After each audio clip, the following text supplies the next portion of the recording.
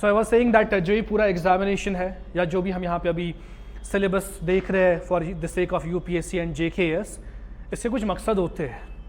As per your answers आपके 2 मकसद बाहर आए, that was to seek knowledge and the maximum was for examination. और कोई आपको इसमें मकसद दिखता है?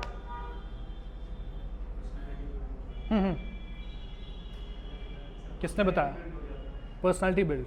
दैट मीन्स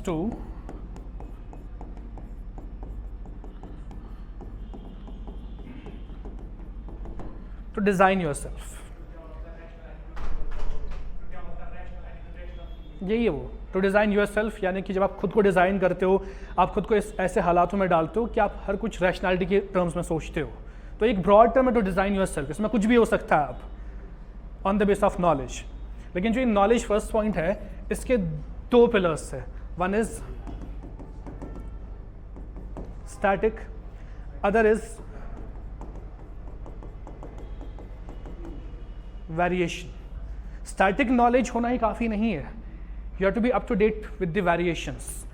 जो स्टैटिक नॉलेज थी उसके साथ वक्त के साथ साथ कौन कौन सी वेरिएशंस आई, तब जाके आप बोल सकते हो you have completed your knowledge base. But what is the problem here in J&K specially, that people only go for this thing. इस पे किसी का ध्यान नहीं है. तो इसीलिए हम पहले ही स्टेप में लैग कर रहे हैं टू सीक द नॉलेज में. फिर उसके बाद next step is to design yourself. जो आपने यहाँ पे सीखा वो आपके अंदर रिफ्लेक्ट होना चाहिए. आप जिस पे बहुत ये पॉइंट है, इस पे कम फोकस होता है यहाँ पे. तो 90% of people doesn't focus on this thing.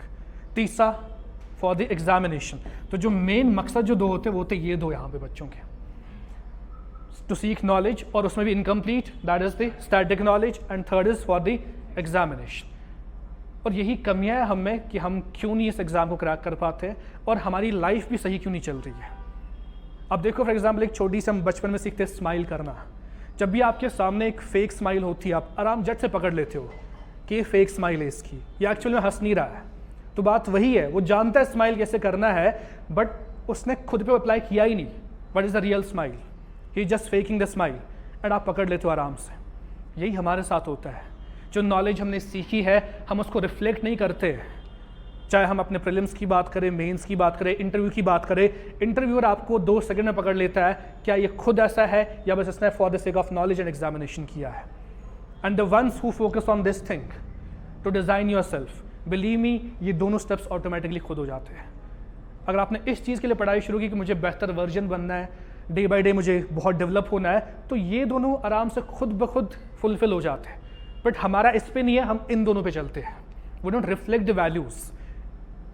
ठीक है, हम जो भी सीखते हैं हम उसका अपोजिट करते हैं. और जब तक हम वैसा करते जाएंगे तो इसका सोचो भी मत, ये होगा ही नहीं कभी. ठीक है, तो जो बेसिक इसका यूटिलाइजेशन है that is to design yourself.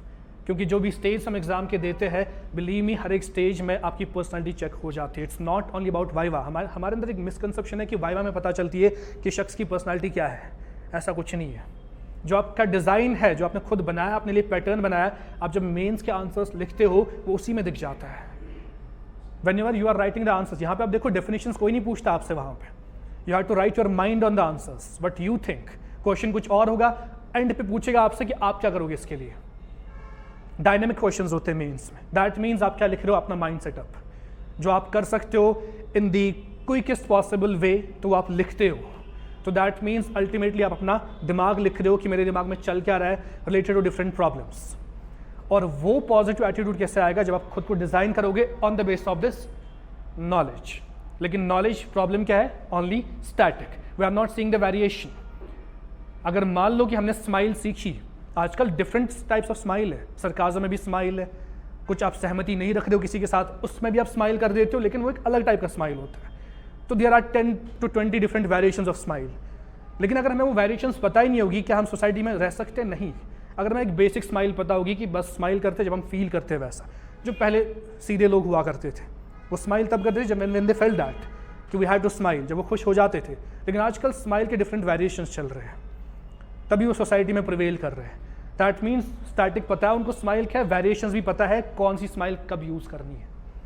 तो वही है नॉलेज के साथ. When you are having static knowledge plus variation, जब आप इन वेरिएशंस के साथ आते हो एग्जामिनेशन में, तभी आप ये भी कर पाते हो और ये भी कर पाते हो. So for that sake we are going to this mode. Variation mode. अभी तक आप स्टैटिक मोड में चल रहे थे तो आप उसी पे यू कैन से रोका हुआ था आपने खुद को, वेरिएशन आप में नहीं थी, ठीक है। तो उसी वेरिएशन को हम कहते हैं करंट अफेयर्स।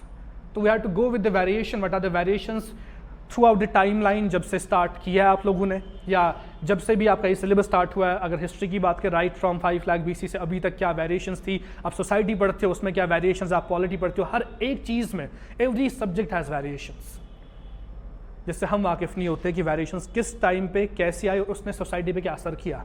हमें असल में इतना ही समझना है, ये पूरा गेम क्या है कि वेरिएशंस आई क्या, चाहे वो कोई भी सब्जेक्ट XYZ सब्जेक्ट, और उस चेंज से लोगों पे क्या असर पड़ा। आपको बस रिफ्लेक्ट करना वही क्वेश्चन पेपर्स में। आप कोई भी क्वेश्चन उठा लो किसी भी सब्जेक्ट से, आप यही देखो, आपसे यही पूछा जाएगा। उसका जो डीप इनहेरेंट मीनिंग होता है उस क्वेश्चन का, वो आपसे यही पूछता है, variation and the effect on society, चाहे वो पॉजिटिव हो या नेगेटिव हो। अगर नेगेटिव होगा तो क्वेश्चन एक्सटेंड हो जाएगा, अगर नेगेटिव हो तो आप कैसे ठीक करोगे उस चीज़ को। ये एक जनरल आइडिया है क्वेश्चन का। So for that thing you have to be very well versed with variation, but with the variations, ठीक है। So starting with the current affair, we will start with the section of polity, ठीक है। I will clearly discuss here the booklets of Vision IAS, the monthly booklets, not the PT 365s. In fact, for this month only, because from the next month I'm going to launch the booklets, जो एक mixed format होगा, जो different sources हमारे पास है, एक mixed format में ले आऊँगा एक booklet, जिसमें एक साइड से blank में रखूँगा और एक साइड मटेरियल कुछ डेटा होगा। वो blank पेज बस आपकी इन्फॉर्मेशन के फिल के लिए होगा। जो भी आप स्टैटिक नॉलेज है आपका, ये इसलिए ताकि जो भी आप करंट अफेयर टॉपिक उठाएंगे हम यहाँ पे, उसका स्टैटिक भी वहीं पे हम फिर से रिविजन आपका होगा उस चीज़ का। For that sake I will keep that space in the booklet, but that will be issued in the next month. फिलहाल इस मंथ जो I'm starting the current affair from the January 2024, ठीक है, वहाँ से हम शुरू कर रहे हैं, एंड जो भी फिर कंसेक्यूटिव मंथ्स आते रहेंगे तो वो हम कवर करते जाएंगे। So it will take almost 1 month for the discussion of the January 2024, because booklets बहुत बल्कि होती है, एंड इनफैक्ट उस पर मैं जो एडिशन कर रहा हूँ that is the static knowledge. Variation जो है इसके साथ साथ जब आप स्टैटिक नॉलेज फिर से एक बार सुनोगे तो अल्टीमेटली आपका सब्जेक्ट स्ट्रॉन्ग बन जाएगा। एंड इनफैक्ट उन्हीं पे इंस्पायर्ड क्वेश्चंस भी होते हैं। इनफैक्ट क्वेश्चन जो अभी प्रीलिम्स हो गया सारा ये करंट बेस्ड इंस्पायर्ड होता है। अब देखो कुछ क्वेश्चंस पे एनालिसिस फिर होता है, फिर लोग अपना एनालिसिस निकालते हैं। करंट अफेयर से 17 क्वेश्चन आए थे, हिस्ट्री से 5-10 क्वेश्चन आए थे, पॉलिटी से 17-18 क्वेश्चन आए थे। ये जो सारे क्वेश्चन होते हैं कहीं ना कहीं पे करंट अफेयर से इंस्पायर्ड है। आप कोई भी क्वेश्चन उठा के देख लो, मान लो if there is a question, कोई भी क्वेश्चन है, इसमें 3 स्टेटमेंट्स दी होती है, 2 स्टेटमेंट स्टैटिक बेस्ड है, एक स्टेटमेंट करंट बेस्ड है। That is the inspiration from current affair. ऐसा नहीं है कि तीनों स्टेटमेंट स्टैटिक होंगी, तो आपका फायदा नहीं है अगर आप सिर्फ स्टैटिक पढ़ रहे हो। मान लो कि आपको ये 2 स्टेटमेंट्स निकल गए लेकिन इस पे आप फंस गए, और आजकल ऐसे क्वेश्चंस बन रहे हैं कि ऐसा नहीं कि एलिमिनेशन टेक्निक कोई ज़्यादा यूज़ हो रही है। अब समझ लो, फॉर एग्जाम्पल मनी बिल आपने डिस्कस किया हुआ है, मनी बिल के बारे में एक ही आर्टिकल हमेशा डिस्कस होता है 110, ठीक है। इस बार क्वेश्चन आया था 109। अब ये वेरिएशन ही है।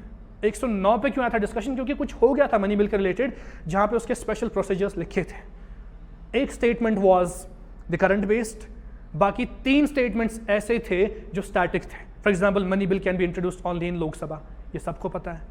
राज्यसभा में इंट्रोड्यूस नहीं होता है वो, राज्यसभा उस पर बस सजेशंस दे सकता है, वो उसको रोक नहीं सकता है। ये भी एक स्टेटमेंट थी, ये स्टैटिक नॉलेज है। लेकिन जो आर्टिकल 109 था ये स्टैटिक नहीं था, ये करंट बेस्ड था।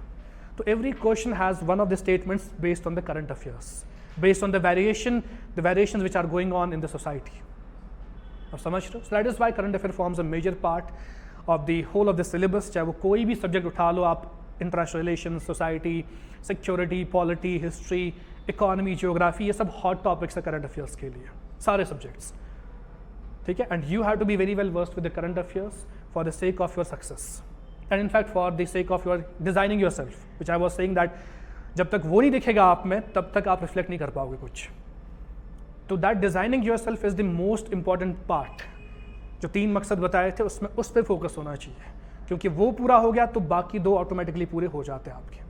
आपको फोकस नहीं करना, आपको टेंशन ही लेना, फिर एग्जामिनेशन है, क्योंकि आप वैसी माइंड सेटअप के साथ जाते हो एंड वो दिख जाता है वहाँ पे, पॉजिटिव एटीट्यूड दिख जाता है आपका, एंड वही आप लिख के आते हो वहाँ पे। इनफैक्ट इंटरव्यू लेवल वो पहले 10 सेकंड में पहचानते आपका अप्रोच क्या है। बिलीव मी, इंटरव्यू के लिए बस 10 सेकंड काफ़ी है। जब आप आके बैठ जाते हो, इंट्रोडक्शन अपना देते हो आप, वहीं पर उनको समझ आता है व्हाट द पर्सनैलिटी इज, ठीक है। एंड पर्सनैलिटी हमेशा डेवलप होती है on the base of knowledge. Knowledge के बगैर you can't develop your personality. जब आप सोसाइटी की सच्चाई नहीं जानोगे आप खुद को डेवलप भी नहीं कर पाओगे। सो एग्जाम से पहला मकसद होना चाहिए to design yourself. Don't keep that. अब देखो 90% of people replied here examination. किस लिए पढ़ रहे हो? एग्जाम के लिए पढ़ रहे हैं. ठीक है, ये एग्जाम है ही नहीं वो जहाँ पे आप बस स्कोर ऐसे ही करोगे. You have to imitate those things. You have to reflect those things, whatever you are learning from the different subjects. When you will be like that, automatically you will get success in the examination. ठीक है, so starting with we will start from the polity section. जिसने polity नहीं पढ़ा है, no need to worry about that thing because whatever we are going to discuss, जो भी topics हम discuss करेंगे, मैं एक base बना के चलूँगा उसमें. तो for example आपने polity नहीं पढ़ी है, ठीक है, तो don't worry about that thing. I'm saying repeatedly that जो भी हम टॉपिक्स पढ़ेंगे उसका पहले मैं बेसिक डिस्कस करूंगा, उसके बाद उसी बेसिस के बेसिस पे हम देखेंगे नई वेरिएशन क्या है. एट द एंड जो हमें देखना है वेरिएशन नई क्या है. इनफैक्ट एक आंसर राइटिंग सेशंस भी चलेंगे यहाँ इस क्लास में जो आप on the base of current affairs ही करोगे. And on the end of the every month जितना भी हमने डिस्कस किया होगा, the test will be conducted, the MCQ based test among the booklets, जो मंथली बुकलेट्स होंगी उसमें से टेस्ट होगा ताकि आप भी रिविजन्स करते जाओ. And you will B, you can से स्टैटिक भी और करंट अफेयर भी आपका साइमल्टेनियसली बहुत ही स्ट्रांग होना चाहिए. ठीक है, in fact from these test don't miss this test because मैं क्या देख रहा हूँ जो भी हम सब्जेक्ट टेस्ट कर रहे हैं काफ़ी कम बच्चे टेस्ट में होते हैं. डू यू थिंक आप लोग सीरियस हो जब आप टेस्ट नहीं दे रहे हो? किसी में बहुत यहाँ पे गलत फहमियाँ भी है कि हम बहुत पढ़े लिखे हैं और वो टेस्ट देने नहीं आते हैं. बिलीव मी, वो खुद को धोखा दे रहे हैं. आपने जितना भी पढ़ा हो, आपने PhD किसी सब्जेक्ट में किया है, इट डजेंट मैटर. आप यहाँ आओ, टेस्ट दो, take that feel of hall, take that feel of that 1 hour time duration, take that feel of 1 minute हर एक क्वेश्चन के लिए उसी पे देना है. तो इससे बहुत कुछ चीज़ें सीखने को मिलती है आपको. ठीक है, जो आप घर पे बैठ के इन द कंफर्ट जोन, पीछे से एक तकिया लगाया हुआ है, आगे से लैपटॉप रखा हुआ है and you are in the comfort zone performing the questions, attempting questions, वो एक डिफरेंट जोन है. अब समझते हो, जब एग्जामिनेशन हॉल में बैठते हैं, अगर आप एक पेपर लेते हो, वहाँ पे अगर आप 50 क्वेश्चंस करते हो, घर में आप 70 करोगे. उसी पेपर से, सेम पेपर से घर पे आप 70 करोगे. लेकिन सिनेरियो चेंज होता है. It's not only about that examination hall. अगर आप जब यहाँ भी बैठते हो, एक साइकोलॉजिकल इम्पैक्ट पड़ता है यहाँ बैठने का. यहाँ पे मैं शुरू से कहता आ रहा हूँ, नॉलेज उतनी ज़्यादा ज़रूरी नहीं है जितना आपका mind setup and psychological setup होना चाहिए for the sake of examination. एक पैटर्न, एक बिहेवियर होना चाहिए उस चीज़ के लिए जो लैकिंग है. दैट इज़ वाई की रिजल्ट्स मिल नहीं रहे अभी, ना तो आपको ना तो यहाँ पे किसी को. ठीक है, so what I am planning here for this batch, we will launch a star batch on the basis of the one who will be regular in the test of the current affairs, in fact the subjects, and who will be the well performers. So we are planning to launch the batch of 20 to 25 students जो जिन पे एक special focus होगा. फिर we will launch different test series for these students. We will have these special sessions for these students, special discussion hours इनके लिए होंगे. तो if you want to be the part of that thing, then you have to be consistent with the classes, with the tests and with the scores. जब आप पढ़ोगे अच्छे से तो स्कोर भी ऑटोमेटिकली आ जाएगा. यहाँ पे कुछ आउट ऑफ द बॉक्स नहीं चल रहा है. ठीक है, whatever the tests are, आप खुद देखो हिस्ट्री के जितने भी टेस्ट दिया आपने, वो सारा आपके उसी नोट्स में से ही था. तो पहले उससे तो आप सही बनो, उसके बाद आप खुद को इम्प्रूव करो. एक बेसिक नॉलेज पहले रखो. इम्प्रूवमेंट का स्कोप आपके, जब तक आपकी आखिरी सांस चल रही है तब तक इम्प्रूवमेंट का स्कोप है हर किसी सब्जेक्ट में. ठीक है, so be with these things, be regular in test and perform well, be the part of that batch जिस पे बहुत ही स्पेशल फोकस होगा. फिर वो फोकस तब तक नहीं टूटेगा जब तक आप कुछ ना कुछ क्वालिफाई करोगे. So in short I want to mention that you will be connected to this institute, you will be connected to the mentors of this institute for the duration, जब तक आप कुछ ना कुछ बनोगे. ठीक है, बिकॉज वी ऑल्सो वॉन्ट कि आप में से बने काफ़ी लोग ऑफिसर लेवल पे चले जाए या उससे नीचे, जहाँ पे भी लिखा होगा किस्मत में कुछ ना कुछ बने. ऐसा नहीं है कि 3-4 साल देखे आप ज़ाया हो जाओ कुछ, क्योंकि ऐसा होता है इस फील्ड में. काफ़ी लोग ऐसे भी है जो 5-5, 6-6 साल पढ़ के बिल्कुल ही बेकार घूम रहे हैं अभी. वो भी नहीं होना चाहिए. ऑफिसर नहीं बने तो कुछ और ही सही. इन शॉर्ट आपकी इकोनॉमिक सिक्योरिटी आपके हाथ में है. इस नॉलेज से you don't have to only aim for the officer level, aim for the thing that मैं आगे लाइफ में ऐसे बढ़ूँ कि कभी मैं रुकूँ ना लाइफ में. ये नहीं बना तो कुछ और बन के रहूँगा, वो नहीं बना तो कुछ ऐसे फील्ड में आऊँगा जहाँ से मेरी इकोनॉमिक प्रॉस्पेरिटी मिलेगी, जहाँ से मैं कमा पाऊँगा, खुद को आगे चला पाऊँगा, अपनी फैमिली को आगे चला पाऊँगा. That should be the, you can say that mind set of a few people. Don't only Aspire for the examination because यहाँ बहुत कम लोगों का होता है क्वालिफाई, एंड जो बाकी लोग हैं वो मार्केट से बाहर रहते हैं. ना तो मार्केट के लायक रहते हैं ना तो एग्जामिनेशन के लायक रहते हैं, क्योंकि अटेम्प्ट्स भी 6 आपके पास, तो 6 के बाद आपके पास, एंड एज भी आगे आप देखोगे 32 ही होगा फिर. तो 32 के बाद बेकार नहीं होना चाहिए इंसान, कुछ ना कुछ निकालना है इससे, बिकॉज आपने एक ऐसा रास्ता चुना हुआ है, यहाँ पे दाएं बाएं कुछ नहीं है, you have to be on this path. अगर आप इसमें रह के 3 चीज़ों पे और फोकस रख रहे हो, ना तो आप वो 3 चीज़ें कर पाओगे, ना तो ये कर पाओगे। तो जो डेडिकेटेड होते हैं इस स्ट्रीम में वही आगे बढ़ते हैं। आगे बढ़ने का मतलब सिर्फ ये नहीं है कि ऑफिसर या क्रैक किया एग्जामिनेशन, आगे बढ़ने का मतलब ये है कि लाइफ में ऐसे सेटल हो गए कि आप लग्जरियसली अपनी लाइफ स्पेंड कर सकते हो। दैट इज़ द आगे बढ़ना, not the cracking of examination. ठीक है, तो starting with the I am repeating that I am starting with this section of polity.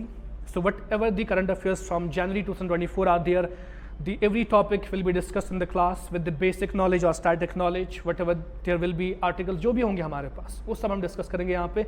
जिसने पढ़ा है पॉलिटी उसके लिए अच्छा है, जिसने नहीं पढ़ा उसके लिए भी अच्छा ही रहेगा ये। So don't miss this session of current affairs on the basis that हमने ये सब्जेक्ट नहीं पढ़ा तो इस सब्जेक्ट के करंट अफेयर्स हम नहीं पढ़ेंगे। चाहे इकोनॉमी हो, पॉलिटी हो, डिजास्टर मैनेजमेंट हो, everything will be discussed in detail. समझ क्या? सो कल से आप फिलहाल के लिए 1 मंथ के लिए you bring that this booklet of vision IAS for the January 2024। Print out आराम से मिल जाएगा आपको। अगर आप यहाँ कराना चाहते हो वो भी करवा सकते हो, बाहर से लेना चाहते हो वहाँ से भी ले सकते हो। ठीक है, and in fact bring that loose sheets, don't bring these बल्कि notebooks with in the current affair classes, A4 sheets ले आओ आप साथ, and that booklet, that is sufficient।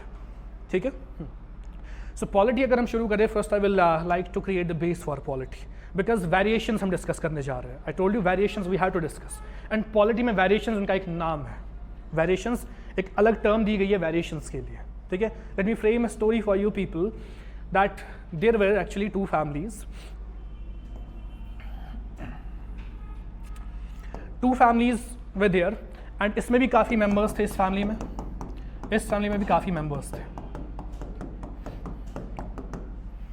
This family members were scattered in the sense कि सब बटे हुए थे, ये अपना देख रहा है, वो अपना देख रहा है, सब अलग अलग चल रहे थे। ठीक है, तो आराम से जी रहे थे, they were leading a luxurious life, but सब क्या थे? scattered थे। एक और फैमिली थी जहाँ पे लोग मिले हुए थे आपस में। वक्त ऐसा आ गया, ये फैमिली आई और इसने इस पे कब्जा कर लिया। They were ruling on this family. ठीक है, वो अपना इन पे जुल्म हो गए काफ़ी ज़्यादा, तो इनको एक्सप्लॉइट करके ये फैमिली इस फैमिली पे रूल करने लग गई। बहुत सालों तक रूल किया इस फैमिली पे इन्होंने अपना हुक्म चलाया इस फैमिली पे। तो ये बाद में समझ गए कि हम पे ऐसा क्यों हो गया, ऐसा क्यों था हमारे साथ कि ये हमें रूल कर रहे हैं। जब इनको समझ आया कि हम स्कैटर्ड हैं, उसके बाद इनने कुछ किया नहीं, ये बस स्कैटर्ड तरीके से ही अपना स्ट्रगल चलाते रहे। मतलब ये इनसे छुटकारा पाना चाहते थे, लेकिन नहीं हुआ। लड़ते लड़ते बहुत आगे पहुंच गई फैमिली। जब वक्त ऐसा आया कि इनको समझ आया कि स्कैटर्ड अगर हम लड़ रहे, अलग अलग हम लड़ रहे, तो हम कभी भी इनसे छुटकारा नहीं पाएंगे। But we have to do, we have to be in the unity. तो जब ये फैमिली जुड़ गई आपस में, तो तब जाके इन इस फैमिली को डिफीट किया एंड ये हो गया आज़ाद इनसे। अब समझ के, तो ये फैमिली कौन सी थी? इंडिया। ये कौन है? ब्रिटिश। ठीक है, what I mention that when they understood the problem, what is the problem, हम क्यों इनके अंडर है। जब इनको लगा कि स्कैटर्ड है, अभी तक काम नहीं चला, इनको लगा कि यूनिटी होनी चाहिए। यूनिटी के साथ they overpowered the British and they freed themselves from the British. ये किस दिन हो गया?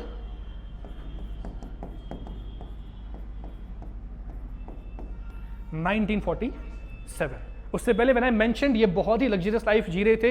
ये कौन सा दौर था? मिडिवल इंडिया, जब किंगडम्स थे, डिफरेंट रूलर्स थे, डिफरेंट राजा अलग अलग एरियाज के थे, ये वो वक्त है। ठीक है, फिर जब ये आए, ये भी आप अच्छे से जानते हो ब्रिटिशर्स कब आए यहाँ पे, उनने कब ओवर पावर किया। जो इनको 200 साल लग गए लड़ने के लिए, ये 200 साल इसको लड़ने के लिए इनको नहीं लगे, इनको ये समझने के लिए लगे कि यूनिटी क्या है। रिवोल्ट ऑफ 1857, तब भी स्कैटर्ड ही था सब कुछ, अलग अलग लड़ रहे थे अपने अपने डिफरेंट रीजंस के लिए, सब नहीं जीत पाए। उसके बाद समझ गए कि अलग अलग लड़ने से कुछ नहीं होगा, एक होना है। और जब एक हो गया, उसके बाद स्ट्रगल चला। अब खुद देखो, इन यू कैन से दैट 1857 इन 1890s ये जुड़ गए। It took only 40 to 45 years for the independence. जुड़ने के बाद बस इतने साल, जब तक स्कैटर्ड थे 150 साल लग गए, तब भी कुछ नहीं हो पाया। That is the power of unity. तो इस दिन जब हो गया, ये फैमिली अलग हो गई, तो इनने पहले ये समझा कि हमें क्या अब आगे करना है ताकि ऐसा कोई सिचुएशन फिर से ना आए, ऐसी कंडीशंस फिर से ना आए। तो इन्हें सबसे पहले कहा, पहले हमें रूल्स बनाने चाहिए अपने लिए, कुछ असूल होने चाहिए हमारे, ताकि कोई बाहर वाला ना आए और हम पे ही कब्जा करे। ठीक है, तो उन्होंने कहा we should frame the rules, तो बनाना शुरू हो गया रूल्स। अब समझ के जब रूल्स बनाना शुरू हो गया, it took almost 2.5 years to frame the rules. ठीक है, तो कब बन गए रूल्स? ऑन 26 ऑफ नवंबर 1949 इस दिन रूल्स तैयार हो गए। इन्हीं रूल्स को क्या कहते हैं हम? कॉन्स्टिट्यूशन। तो रूल्स भी तैयार हो गए, हमें कैसे रहना है, और रूल्स किस तरह से, ताकि फिर से ऐसी सिचुएशन ना आए, ओवर पावर ना करे हमें कोई। तो कितने रूल्स बने थे ऐसे? इस दिन ने 395 रूल्स बनाए थे और 8 स्केड्यूल्स। स्केड्यूल्स भी बस कुछ आप समझो रूल्स ही बातें हैं बस, ठीक है, because you don't have know about polity, तो आप सिंपली समझो आप एज अ स्टोरी इन रूल्स बनाए अपने लिए ताकि हमें कोई ओवर पावर ना करे, और 8 स्केड्यूल्स बनाए। स्केड्यूल्स भी वही था what ever the constitution is saying in the schedules कि कैसे क्या होगा, ये बस वही बातें हैं। तो ये किस दिन हो गया? 26 नवंबर 1949। जब इन्हें तैयार किया, फिर से डिस्कशन होगी इस पे, इन रूल्स पे, ठीक है। तो डिस्कशन चलते चलते फिर इन्हें कहा कल को हमें कुछ चेंज करना होगा, इन रूल्स को चेंज करना होगा, या हमें कोई और नया रूल ऐड करना होगा इसमें, तो हम क्या करें, क्या हमारे लिए वो रास्ता है? तो फिर कमेंट आया कि बिल्कुल होना चाहिए, क्योंकि हम अगर कंट्री बना रहे हैं तो इसमें चेंज भी आएंगी कल को, ठीक है। तो कहा होनी चाहिए वेरिएशंस। किन में? इन रूल्स में, जिसको हम कहते हैं कॉन्स्टिट्यूशन।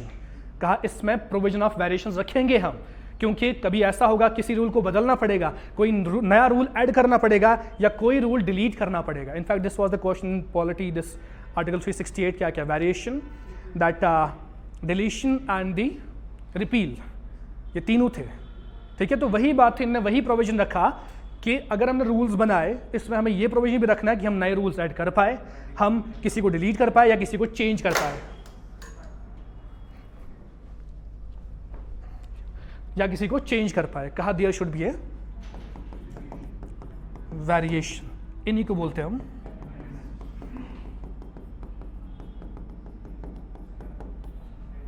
अमेंडमेंट्स। समझ क्या? ये एक बेसिक स्टोरी है टू अंडरस्टैंड कैसे था। इस इतनी सी स्टोरी में पूरी हिस्ट्री है। उसके बाद जो ये था, इट वाज इंडिपेंडेंस स्ट्रगल। उसके बाद वेरिएशंस आज तक चलती आ रही है। अभी तक पॉलिटी में आज तक 104 वेरिएशंस आई है, जिनको हम कहते हैं 104 अमेंडमेंट एक्ट्स, ठीक है। 104 बार चेंज किया गया उन्हीं रूल्स को जो पहले बनाए गए थे इस दिन। समझ क्या? Now what we have to discover in the polity, only this. So in short, what we are going to discuss in the whole current affairs section, this section of polity, amendments. लेकिन amendments से पहले हमें पता होनी चाहिए basic ये rules थे क्या। अगर कोई चेंज किया गया है तो वो कब आया, उसका क्या मकसद था, अब चेंज जो किया उसका भी क्या मकसद है। तो सिंपली पुट इट सिंपली, जो हम एक ऑरा क्रिएट कर रहे हैं यूपीएससी के अराउंड या जेकेएस के अराउंड, हम खुद अपनी चीज़ें टफ बनाते हैं। असल में ये सब बेसिक चीज़ें हैं, बस समझना है। You have to connect to the society, connect होना है अपने घर से। सोसाइटी को छोड़ा, जब घर से ही कनेक्ट हो जाओगे by heart, you will understand the whole world. पूरी दुनिया आपके घर में ही छुपी हुई है। उसके बाद जब आप उस लेवल पे समझते हो सब चीज़ों को, लोगों को, आप अपने मोहल्ले को समझते हो, अपनी कॉलोनी को समझते हो, अपनी कॉलोनी को समझे तो अपने एरिया को समझते हो, एरिया को समझे तो कंट्री, कंट्री तो वर्ल्ड। तो start with your home understanding. Variations अगर है किसी में, फादर में वेरिएशंस है तो क्यों है, वजह क्या है। बचपन में हमें फादर डांटते हैं किसी चीज़ को लेने से, हम तब रोते हैं, ये नहीं सोचते कि क्यों डांटा, रीज़न क्या था इस चीज़ का, कि अभी पैसे नहीं थे। वो ये बोलते कि 10 दिन के बाद ले लेंगे। अब फादर को शौक नहीं होता है, कि उसको पता है कि 10 दिन के बाद भी दिलाना है इसको ये चीज़ आज भी, लेकिन आज कुछ मजबूरी है, नहीं दिला सकते, 10 दिन के बाद ले आएंगे।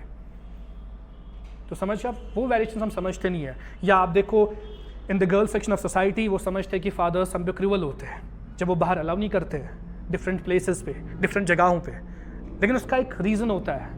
काफ़ी कम लोग वो रीज़न समझ पाते हैं, ठीक है। तो उसी में आता है कि लड़कियों को सप्रेस किया जाता है, मतलब ऐसे ऐसी थिंकिंग अभी डेवलप हो चुकी है सोसाइटी में, ठीक है। कहीं कहीं पे है भी सप्रेशन, मैं ये नहीं कह रहा हूँ कि कंप्लीटली सप्रेशन है ही नहीं, कहीं पे देयर आर सम इंस्टेंसेस जहाँ पे सप्रेशन है, बट ऑन द होल ऐसा है कि उसकी एक वजह होती है, उस वजह को जानना होता है कि क्यों है ऐसा।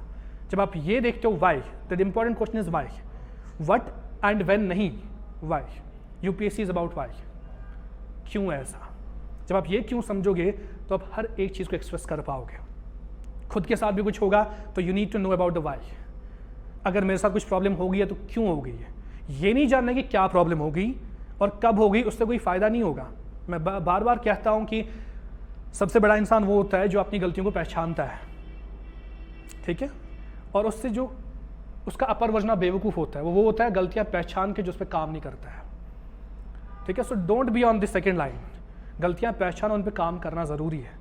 तो वही है, गलती अगर हो गई है क्यों हो गई है, क्या गलती और कब, इससे कोई मतलब नहीं है, हुई है तो क्यों हुई है, इसका रीज़न क्या था। सो वही वाई हमें जानना है, and the amendments in the polity. So whatever we are going to discuss in the polity, तो believe me 99% of topics will have the amendments, क्योंकि करंट अफेयर्स क्या अमेंडमेंट्स ही है, वेरिएशन, चेंज, जिसको हम करंट अफेयर का नाम देते हैं, ठीक है। अब जब अमेंडमेंट्स की बात कर रहा हूँ मैं, तो इसी फैमिली ने कहा कि अमेंडमेंट्स अगर हमें कल को चेंज लानी होगी तो कौन, अब ऐसा नहीं है कि एक पर्सन को हम रखेंगे कि उसने चेंज लाया तो बस चेंज हो गया, मोदी अभी बोलेगा कुछ भी तो वही चलेगा, ऐसा नहीं है। इसमें कुछ लोगों की सहमति होनी चाहिए। अगर कोई चेंज वेरिएशन आ रही है, कुछ लोग इसमें हमें पहले सजेस्ट करने चाहिए, उनका साथ होना ज़रूरी है, तब जाके अमेंड कर पाएंगे किसको, कॉन्स्टिट्यूशन ऑफ इंडिया को। तो इस पर जब डिसाइड हुआ कि कैसे अमेंडमेंट्स होंगे, का अमेंडमेंट्स कैसे होंगे, एक पार्लियामेंट बनेगा, उसमें लोग बैठेंगे जो रिप्रेजेंट करेंगे बाकी लोगों को, जो MPs बनते हैं, MLAs बनते हैं, वो लाएंगे अमेंडमेंट्स। लेकिन वो भी एक तरफा नहीं होगा, वहाँ पे भी क्या होगी, वोटिंग होगी। कहाँ पे, पार्लियामेंट में। जब भी कोई बिल आती है, कोई भी बात या कुछ भी change in the short variation, कुछ नया लाना होगा या कुछ चेंज करना होगा या कुछ डिलीट करना होगा कॉन्स्टिट्यूशन से, उसके लिए डिस्कशन होता है कहाँ पे, पार्लियामेंट में, वहाँ पे फिर वोटिंग होती है। लेकिन कहा गया मसले बहुत सारे होते हैं, चेंज बहुत सारी होती है, कोई चेंज ऑर्डिनरी चेंज है, कोई चेंज स्पेशल चेंज है, तो इनके लिए कुछ डिफरेंट चीज़ें होनी चाहिए। ऐसा नहीं है कि हम हर एक चेंज के लिए एक ही क्राइटेरिया रखें, तो there should be separate criterias for this change, for this variation, for this amendments.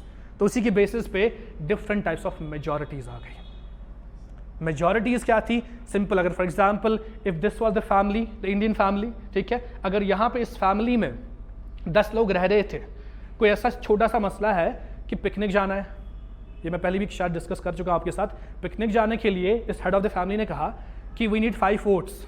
अगर 5 लोगों ने कहा कि हम जाएंगे तो हम जाएंगे, ठीक है, we need 5 votes for a picnic.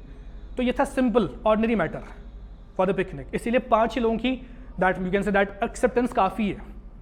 लेकिन कोई इंपॉर्टेंट स्पेशल अफेयर होगा, कश्मीर में आजकल स्पेशल अफेयर मैरिज है, ठीक है, तो मान लो कुछ ऐसा है, कोई भी है, चाहे इफ लड़का हो या लड़की हो, जब ऐसा कुछ मसला होता है तो वही हेड ऑफ द फैमिली बोलता है कि इस बार 10 में से 7 अगर मानेंगे तो हम इस जगह पे शादी करेंगे, क्योंकि देखते हैं लोग कि where we have to marry. तो लेकिन ये क्यों था, क्योंकि ये स्पेशल मसला था। इसके लिए कहा, इसके लिए 7 लोग हमें चाहिए। अगर 7 लोगों ने कहा 10 में से कि हाँ एट द सेम टाइम या एट द सेम प्लेस हमें करना है, तो ये होगा। अगर 7 से कम ने बोला तो शादी नहीं होगी। तो ये क्या था, special matter for this family. Picnic was the you can say that एक आम सा एक किस्सा था उनके लिए, इसीलिए कम लोग चाहिए उस चीज़ के लिए। तो इन्हीं जो ये डिफरेंट वेरिएशंस है, किस मैटर के लिए हमें ज़्यादा लोग चाहिए, किस मैटर के लिए हमें कम लोग चाहिए, ये डिफरेंट टाइप्स ऑफ मेजॉरिटीज़ ही है। अब समझ के, अब मान लो कोई ऐसा इशू होगा कि this same example, the example of marriage, 10 लोग यहाँ पे रह रहे थे, इसमें से 4 लोग बाहर पढ़ रहे हैं कहीं पे आउट ऑफ द कंट्री। ऐसा नहीं है ना कि उन 4 लोगों को नहीं माना जाएगा, वो भी पार्ट ऑफ फैमिली है, उनकी भी वहाँ से एक्सेप्टेंस मिलनी चाहिए, साथ होने चाहिए। मान लो इफ घर पे 6 रह रहे, बाहर कितने, 4 है, ठीक है, ये कौन है, प्रेजेंट एंड वोटिंग है जो वहीं पे है। मान लो 6 ने वोट किया, हाँ जी इस जगह पे we have to go for this thing, 1 vote और चाहिए, वो कहाँ है, बाहर है, तो उसमें से 1 वोट कम से कम आपको चाहिए, तब जाके आप आगे बढ़ सकते हो। तो एक अलग टाइप ऑफ मेजॉरिटी बन गई। वी विल डिस्कस दीज मेजॉरिटीज़, कौन कौन सी मेजॉरिटीज़, बस मैं थोड़ा सा इनके लिए बेसिक बता रहा हूँ ताकि ये समझे कि कैसे हम डिसाइड करते हैं मैटर्स को, कैसे हम डिसाइड करते हैं वेरिएशंस को, अमेंडमेंट्स को। आप समझ रहे हो, समझ आ रहा है, ठीक है। तो अब ये जो मेजॉरिटीज़ या वेरिएशन थी, इनके लिए डिफरेंट स्पेशल या डिफरेंट मेजॉरिटीज़ आई। सबसे पहली जो मेजॉरिटी थी, the majority was the effective majority, not, तो पहली जो थी नॉट इफेक्टिव, एब्सोल्यूट मेजॉरिटी।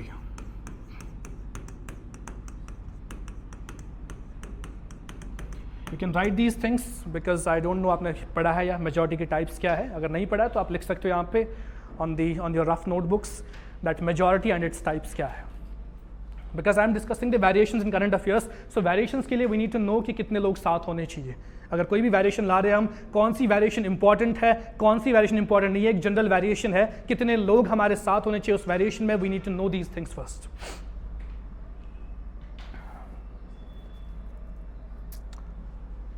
तो पहला कौन सा है? Absolute majority.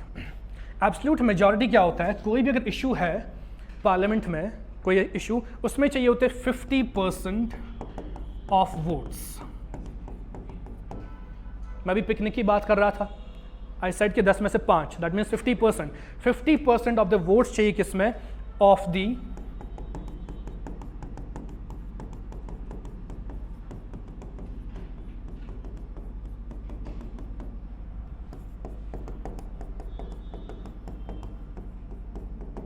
Of the house. वही एग्जाम्पल फिर से मैं एक फैमिली जो कह रहा था, इंडियन फैमिली, इसमें 10 लोग रह रहे थे, हमें चाहिए 50%।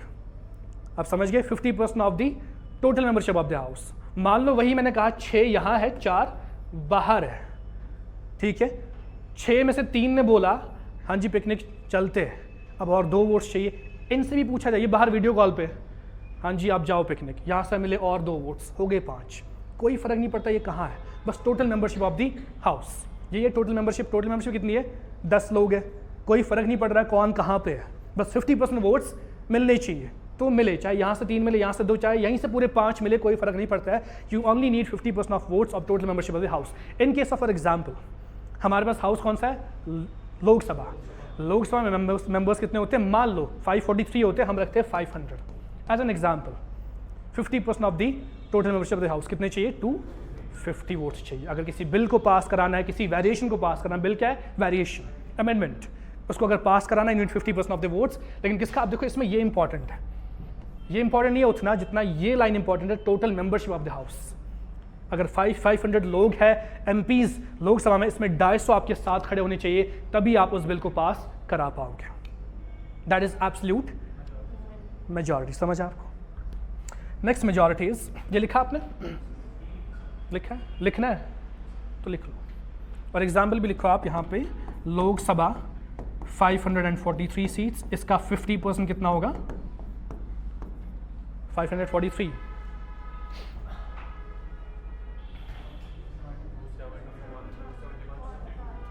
अब 272 रख लो, तो ये हो गया एब्सोल्यूट मेजॉरिटी, टोटल मेंबरशिप।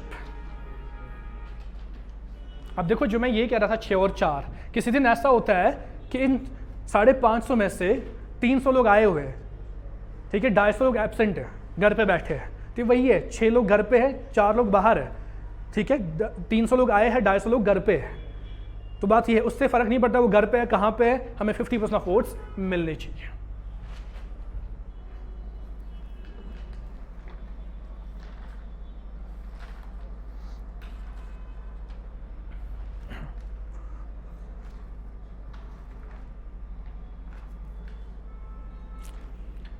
आगे बढ़े हम। सेकेंड इज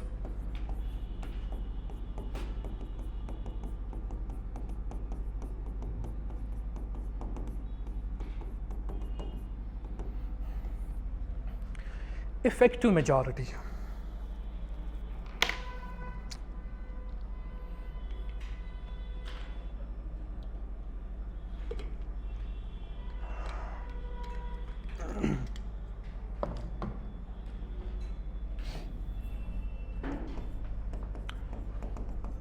फिर से वही उसी फैमिली की बात करते हैं, 10 मेंबर्स थे इस फैमिली में, मान लो 2 का एक्सीडेंट हो गया एंड दे डाइड, बचे कितने? 8। दैट मीन्स 2 सीट्स क्या है? वैकेंट है। वो अब नहीं, एब्सेंसी की बात नहीं कर रहा हूँ, I mention that they died, यानी कि 2 सीट्स वैकेंट है। अब बचे कितने? 8। अब मैं ये बोलूँगा कि पिकनिक जाने के लिए 50% ये लोग अगर साथ है तो हम जाएंगे, तो कितने चाहिए? मोर देन 50%, 4 + 1। मोर देन 50% क्या होता है? 4 + 1, तभी बनेगा मोर देन 50%। यानी कि इस मेजॉरिटी में क्या हम करते हैं? वैकेंट सीट्स को हटा देते हैं। We deduct the vacant seats. जब वैकेंट सीट्स को हटाते हैं हम, वो क्या बनता है? Effective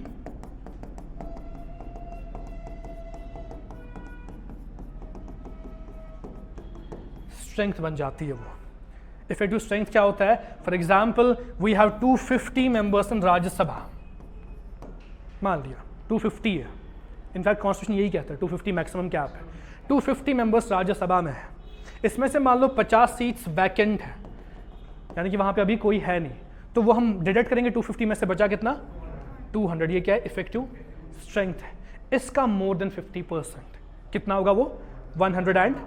that is effective majority. समझ गया आप? So you can write here more than 50% of effective strength, more than 50% of effective strength.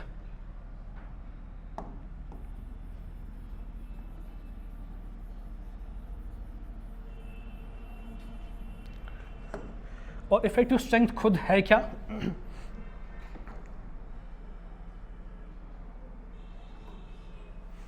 Effective strength क्या होता है?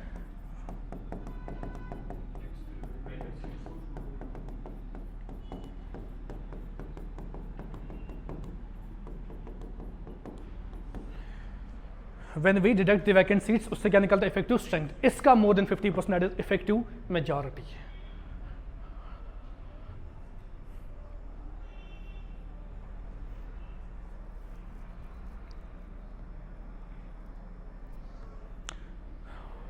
कोई केस आपको ऐसा पता है जहां पे इफेक्टिव मेजॉरिटी चाहिए होता है हमें?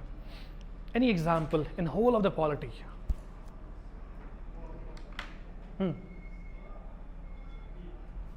कोई भी एग्जाम्पल जहां पे इफेक्टिव मेजॉरिटी यूज होती है?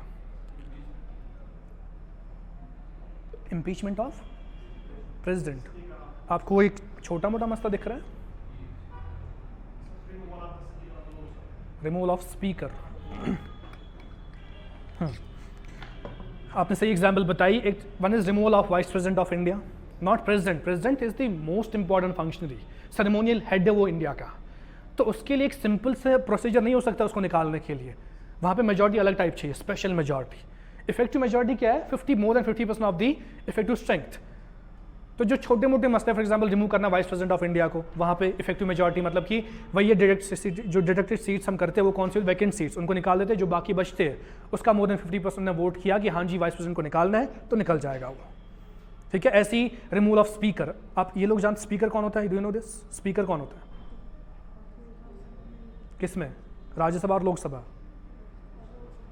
लोकसभा में देखो जो दो हाउसेस हमारे पास है, one is Lok Sabha, other is Rajya Sabha. इसका हेड स्पीकर, इसका हेड चेयरमैन।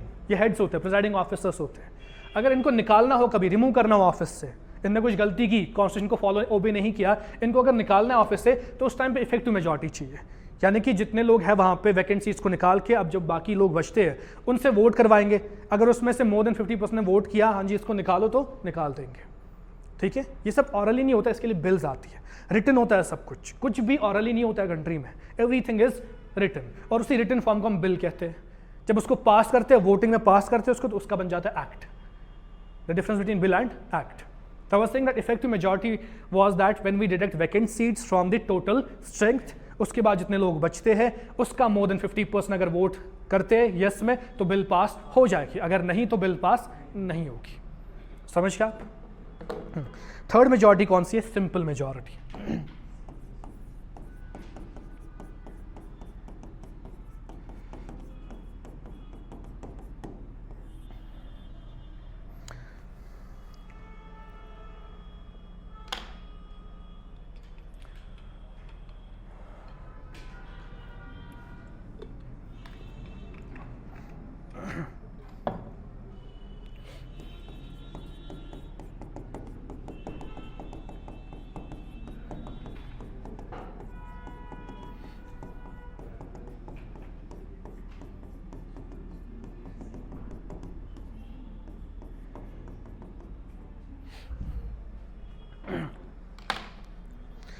सिंपल मेजॉरिटी क्या होती है? जब कोई ऐसा मसला हो, सिंपल सा मसला, उस पर वोटिंग होती है, अगर वहाँ पे कितना चाहिए होता है? मोर than 50% of members present in vote. हम किन मेंबर्स की बात करें? मेंबर ऑफ पार्लियामेंट्स, जो एमपी, जो अभी इलेक्शन हो गया लोकसभा का, वो कौन है? एमपीज है वो, तो उन्हीं की बात हम करें सेंट्रल लेवल पे।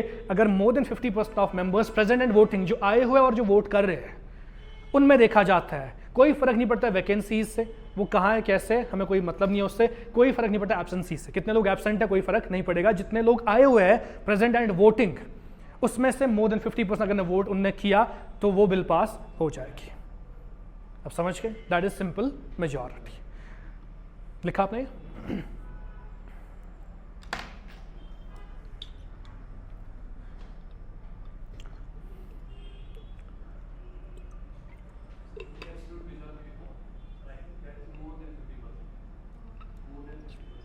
एब्सोल्यूट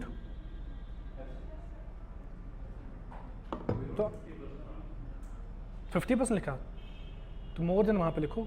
हर एक में उसी वही चाहिए, मोर देन 50%। मैंने ये 50% बोला होगा वहाँ पे, बिकॉज 50% जैसे +1 होना चाहिए।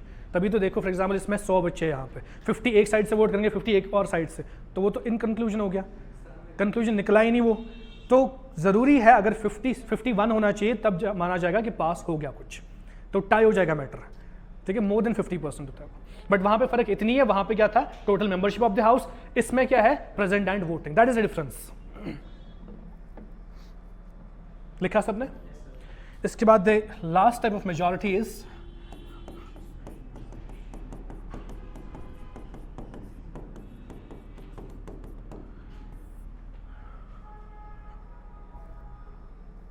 Special majority.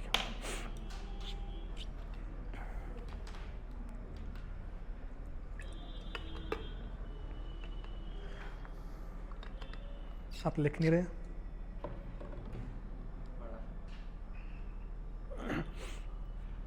स्पेशल मेजॉरिटी अलग अलग टाइप की है, इसमें बहुत सारे क्राइटेरियाज हैं।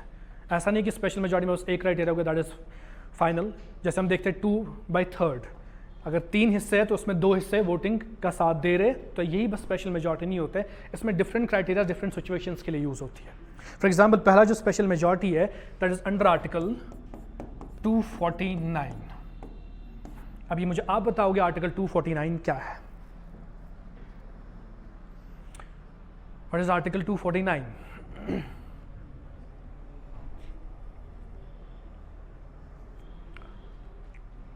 बताओ, स्पेशल मेजॉरिटी कहाँ लिखी है? बस वो टाइप्स क्या क्या है, क्या क्या उसमें? Second type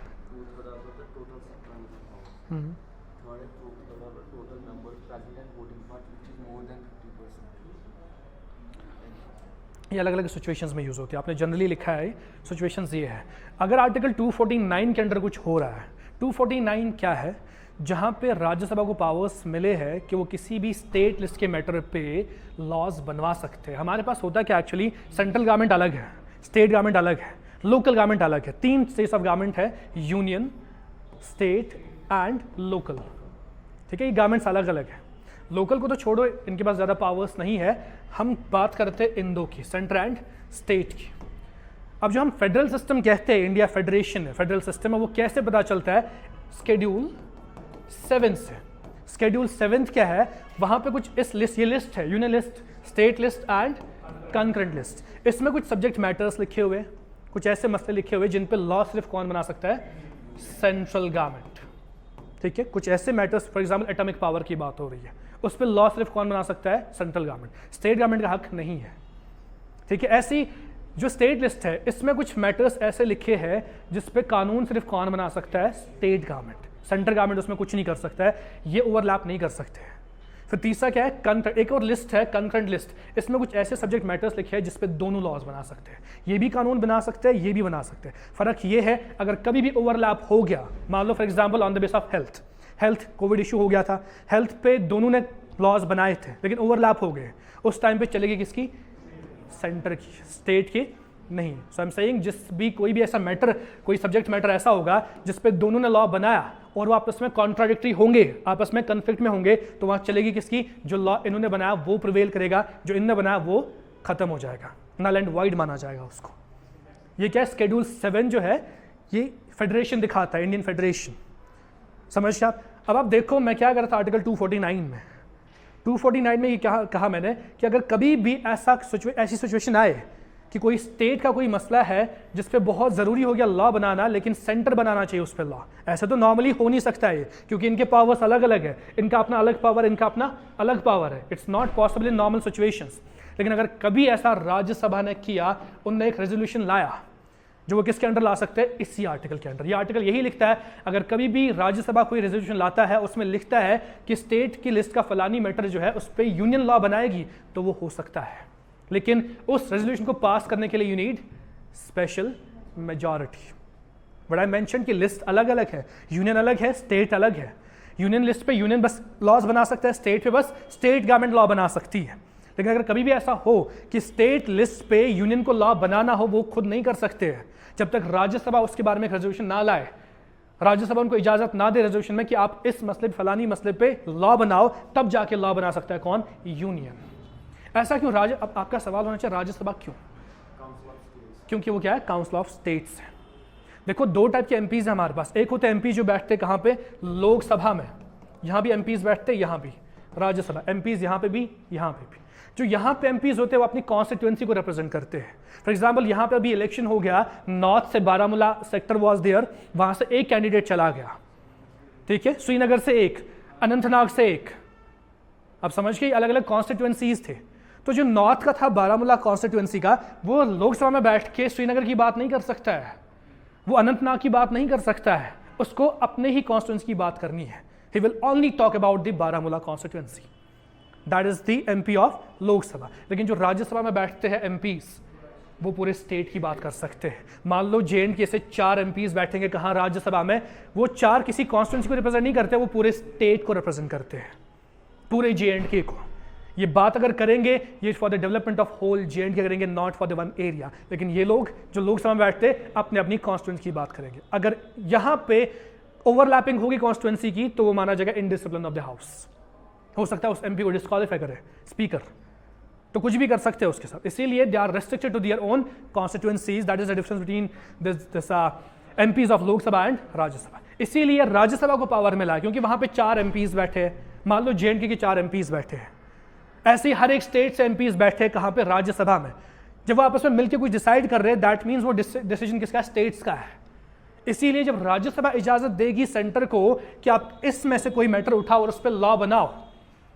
for example discuss करते हैं, मान लो हेल्थ एक इशू है, हेल्थ पे लॉज काफ़ी ज़्यादा बनते हैं, कोविड-19 आ गया, ठीक है, मान लो ये स्टेट लिस्ट में था, हेल्थ एक ऐसा इशू था जो किसमें था, स्टेट लिस्ट में। इसका मतलब क्या था कि सिर्फ स्टेट गवर्नमेंट्स हेल्थ के इशू पे लॉज बना सकती है।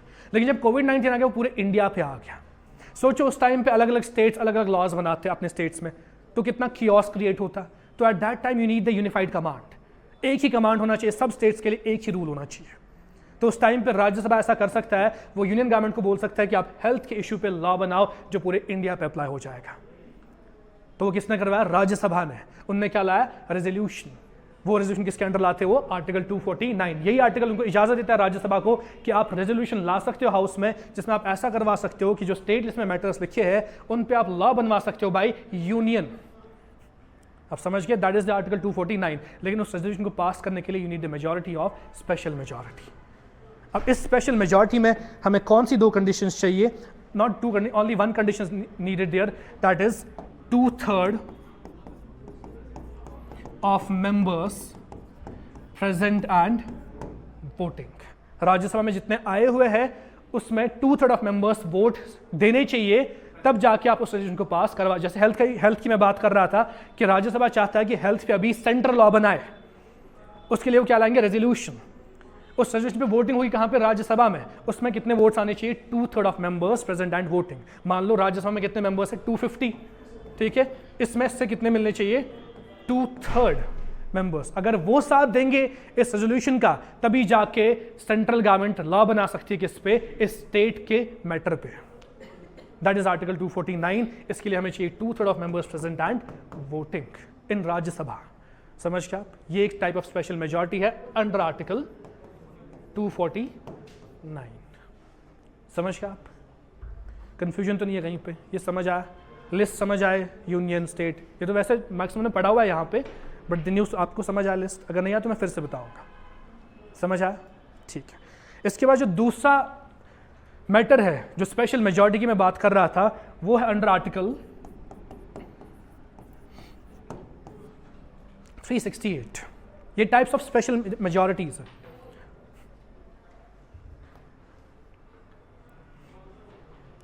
अंडर आर्टिकल 368 क्या है? Article 368 amendment of the constitution.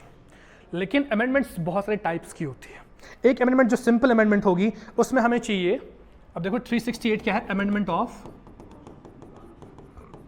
यानी कि कॉन्स्टिट्यूशन को अगर चेंज करना है कहीं पे। अब कॉन्स्टिट्यूशन को चेंज करना छोटी मोटी बात नहीं है।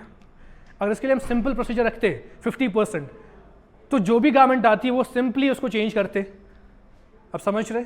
लेकिन इसके लिए चाहिए स्पेशल मेजॉरिटी आपको हमेशा, ताकि इजीली लोग कॉन्स्टिट्यूशन को चेंज ना कर सके। जब बीजेपी के पास 300 सीट्स थी, सोचो अगर कॉन्स्टिट्यूशन को चेंज करना एक आसान तरीका होता, बस सिंपल मेजॉरिटी रखते, तो बीजेपी ने अपने हिसाब से कॉन्स्टिट्यूशन बनाया होता।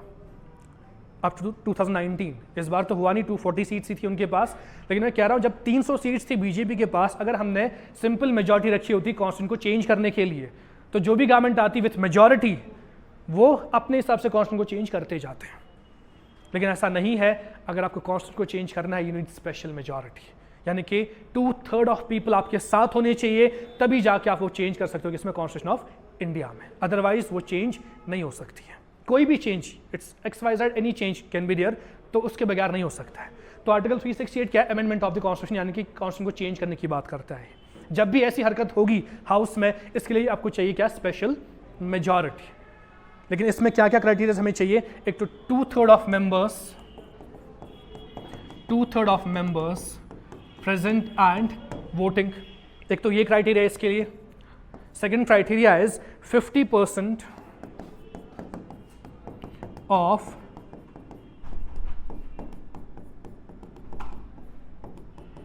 Total strength of house. ये दोनों conditions type of special majority है, बट यूज्ड फॉर आर्टिकल 368। ये दोनों क्राइटेरिया फुलफिल होने चाहिए, तभी कुछ ऐसा हो सकता है जिससे कॉन्स्टिट्यूशन को चेंज किया जा सकता है। कोई भी प्रोविजन या डिलीट किया जा सकता है या नया कुछ ऐड किया जा सकता है, जब ये दोनों कंडीशंस फुलफिल हो जाएंगी।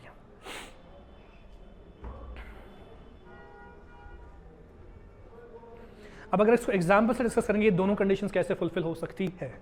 For example, we have 250 members in Rajya Sabha. कोई ऐसा ही मैटर आ गया जिसमें हमें चाहिए स्पेशल, कॉन्स्टिट्यूशन को चेंज करने की बात हो रही है, कहीं पे कुछ ऐड करना है, या आर्टिकल 370 रिपील करना था, वो क्या अमेंडमेंट है कॉन्स्टिट्यूशन का, हटाना है उसको, तो आपको क्या चाहिए? स्पेशल मेजॉरिटी चाहिए। दैट मीन्स 2/3 ऑफ मेंबर्स, कितना बनेगा वो इसका? 250 का। चलो ये छोड़ो, अभी पहले 50% of total strength of the house की बात करते हैं। कितना बनेगा वो? 50% इसका 50% कितना होगा? 125। ये तो फुलफिल होना ही होना चाहिए पहले, चाहे लोग आए हैं या नहीं आए हैं, कोई फर्क नहीं पड़ता है। 125 सीट्स, ये वोट्स पहले आने चाहिए आपको। मान लो अगर 150 ही आए हैं, बाकी सब एब्सेंट है घर पे 250 में से, उसके बाद भी आपको कितने मिलने चाहिए? 125। ये किसकी बात हो रहा है? Total strength of the house. It doesn't depend upon the vacancy, it doesn't depend upon the absence. Total strength जितनी है 250 टोटल स्ट्रेंथ है, उसका 50% आपको कंप्लीट करना है पहले। उसके बाद 2/3 ऑफ मेंबर्स प्रेजेंट वोटिंग। मान लो इस दिन आए हैं, जिस दिन एक बात हो रही थी कॉन्स्टिट्यूशन को चेंज करने की बात हो रही थी, इस दिन आए हैं 180 पीपल, MPs 180 आए हैं, ओनली 180, तो 2/3 ऑफ 180 कितना बनेगा? 2/3 ऑफ 180 3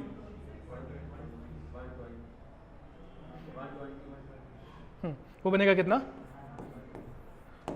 120। मान लो अगर 120 सीट्स आए, क्या इसमें हमें ये मीट हो गया? नहीं, ये 125 है, ये 120 आए। अब समझ गए? दैट मीन्स अगर इतने लोग भी आए, आपको इतने लोग साथ चाहिए, दोनों फुलफिल होने चाहिए। जो हमने एग्जाम्पल ली, हमने देखा पहले टोटल स्ट्रेंथ में कितने होने चाहिए? 125, लेकिन आए कितने? 180। मान लो उसमें से 2/3 ने वोट किया, वो टोटल 120 आ गए। दैट मीन्स ये वाला क्राइटेरिया फुलफिल हुआ ही नहीं, तो बिल पास नहीं होगी। दोनों फुलफिल होने चाहिए। अब समझ के? अब मान लो 180 नहीं 200 लोग आए हुए हैं, 200 आर प्रेजेंट, 200 लोग आए हुए हैं, इसका 2/3 कितना होगा?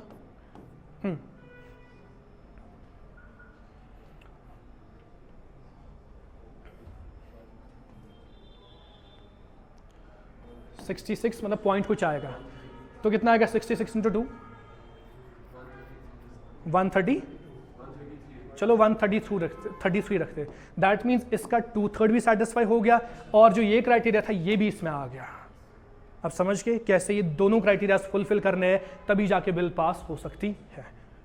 एक इसमें से अगर क्राइटेरिया फुलफिल होता है, एक नहीं होता है, तो बिल पास नहीं होगी। So you have to fulfil both of these, 2/3 of members present and voting, and it should also fulfil the 50% of the total strength of the house. That is the type of majority which is being used for Article 368 when we have to amend the Constitution of India. समझ क्या कोई confusion doubt है?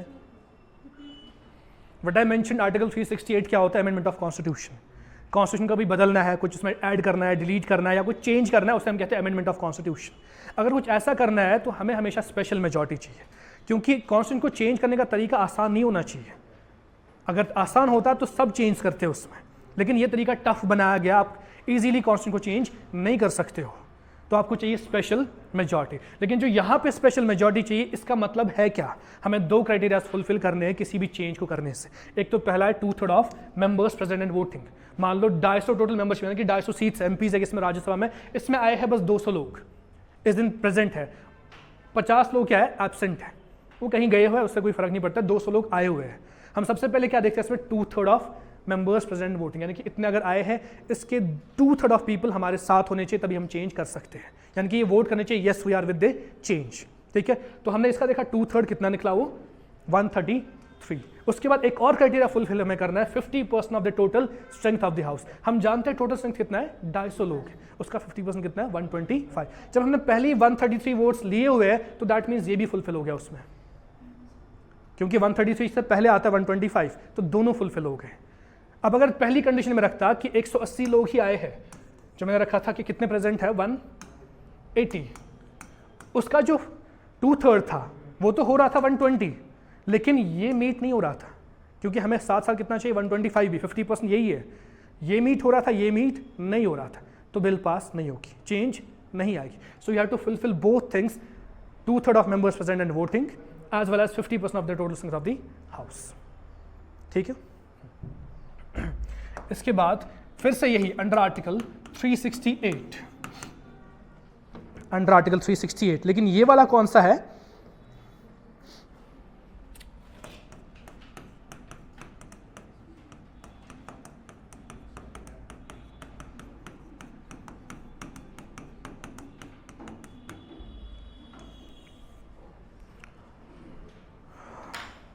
समझ रहे हो, खोल के बता रहा हूँ, ये नहीं है खोल के।